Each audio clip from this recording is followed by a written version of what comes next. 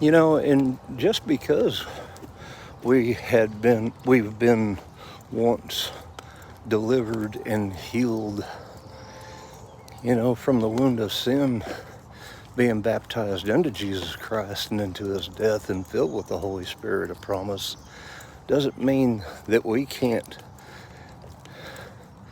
be entangled in the yoke of bondage again. And Peter says, if you're entangled therein again and overcome, the latter state of you should be worse than the first. And this has to do with the unclean spirit that's gone out of a man after he's been delivered and healed.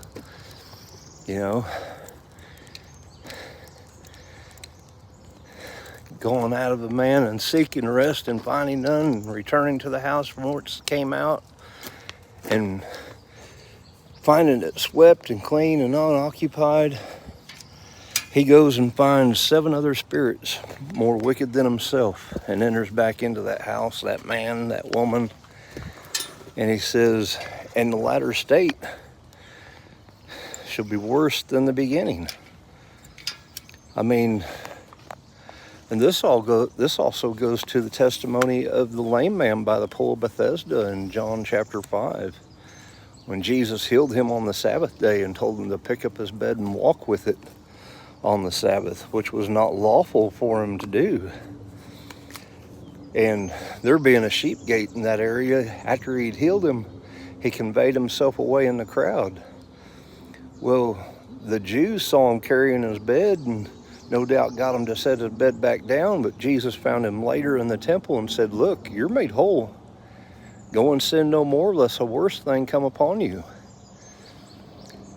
And the man picked up his bed and immediately went and told the Jews it was Jesus that had healed him.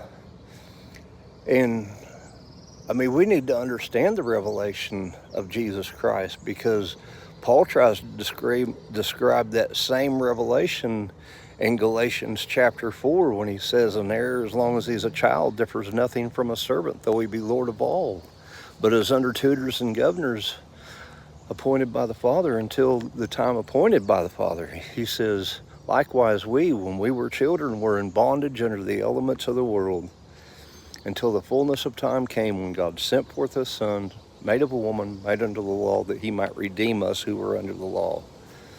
And we got to understand, in that same context, he's talking about them, desiring to be back underneath the weak and beggarly elements of the world and putting themselves back under